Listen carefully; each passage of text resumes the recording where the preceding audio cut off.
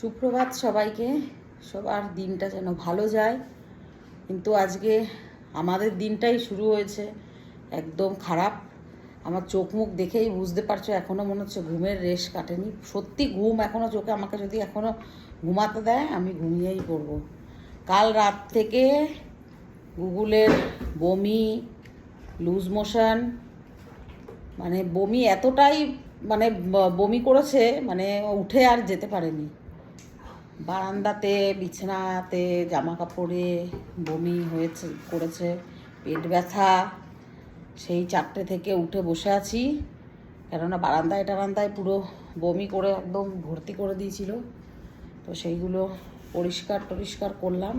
ঘুম তো হয়নি, সেই থেকে জাগা। আমার এখন এত ঘুম পাচ্ছে। এবার ও ঘুমিয়েছে, পেটে তেল জল দিয়ে ডলে দিলাম পেটে। বলছে খুব পেট ব্যথা করছে, পেটে তেল জল দিয়ে ডললাম। ডলার পরে একটু ঘুমিয়ে দেখবে বমি পায়খানা কন্টিনিউ হলে না শরীরে ঠান্ডা লাগে, মানে জ্বর আসে, তো গাটাও গরম গরম হয়ে গেছে।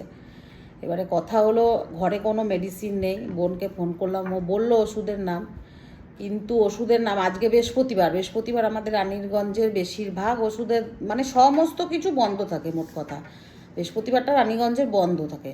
তো 2-1টা দোকান হয়তো আছে নাকি খোলা, জানি না। আমরা যে দোকান থেকে আনি ও বললেই দিয়ে দেয়। এবারে হসপিটালে নিয়ে যাব না কি করব সেটাই হলো মানে ভাবছি সেটাই, যে এই পায়খানা বমি, এই যে জ্বর আসছে, পেটে ব্যথা, কেননা শরীরের তো সমস্ত জলটা তো বেরিয়ে যাচ্ছে পায়খানার সঙ্গে। তো এবারে দেখি বনুর কাছে ফোন করব, যদি প্রয়োজন হয় মনা যদি গিয়ে নিয়ে আসতে পারে। এখন ওআরএসগুলো খোলা পায়, নিয়ে আসলে তো খুব ভালো কথা। দেবো একটু পোস্ত বাটা করবো ওর জন্য। পোস্ত বাটা দিয়ে অল্প করে ভাত দেবো, ওইটাই যদি খায় তো খাবে। মুড়িও নেই, মুড়ি আনাতে হবে, একটু মুড়ি চটকে জল, এগুলো আসলে খাওয়া দাওয়া তো উল্টাপাল্টা হয়েছে। তারপরে রোদে গরমে স্কুলে গেছে, স্কুলে যাওয়ার কারণে আরও রোদে, এই কালকে মানে খুবই রোদ দিয়েছে, তার উপরে তারাপীঠে যাওয়া হয়েছে, রোদে ঘুরেছে। বাচ্চা তো, শরীরের উপরে তো অত্যাচার এগুলো। আমরা যতটা আমাদের সহ্য ক্ষমতা, আমাদের যতটা ইমিউনিটি পাওয়ার আছে, ওদের তো নেই, কম। আর খাওয়া দাওয়ার উপরে, মেনলি খাওয়া দাওয়া। আর ওর একটুখানি পেটে, মানে কি, ও বাথরুমে কিছুতেই যেতে চায় না। বাথরুমে মানে ওর একটা প্রবলেম কি আছে, ঘরে ছাড়া ওর বাইরে কোথাও গেলে ওর মানে পায়খানার সমস্যা হয়। পরিষ্কার কথা, ও নোংরা জায়গায় বসবে না, অন্য কারুর কোমোট ইউজ করবে না, কারুর বাথরুম ইউজ করবে না। আর এবারে জমিয়ে রেখেছে এগুলো পেটে, জোর করে বকে পাঠিয়েছি, জমিয়ে রেখেছে। এবার বাড়িতে এসে ওই থেকে গ্যাস, কালকে রাত থেকেই অস্বস্তি, ব্যাস রাত থেকে শুরু হয়ে গেছে বমি পায়খানা। মেয়েটা এত পিটপিটানি হয়েছে, আমার মতন কারোর পায়খানা ইউজ করবে না, কিচ্ছু না। শুনতে খারাপ লাগছে হয়তো কথাগুলো, অনেকে হয়তো বলবে যে এই সমস্ত বলছে সকালবেলায়, কিন্তু বিশ্বাস করো এটা একদম বাস্তব। ও মেয়েটা বলে আমি 6-7 ঘন্টা চেপে রাখতে পারবো, এরকম ব্যাপার ওর। ওর যদি এখন হয়তো পেটে ব্যথা উঠেছে, বেগ এসছে, তো যাবে পরের দিন, এই রকম।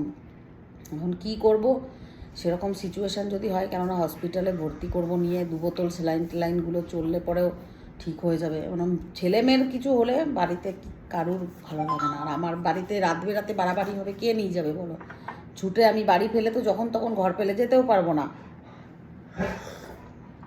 নিচে একজন পেশেন্ট আছে, তারও তো সারাক্ষণ সমস্যা, এটা ওটা সমস্যা, মানে চারিদিক দিয়েই মানে জর্জরিত হয়ে পড়েছি। কি যে করব, কোন দিকটা সামলে উঠবো আমি জানি না।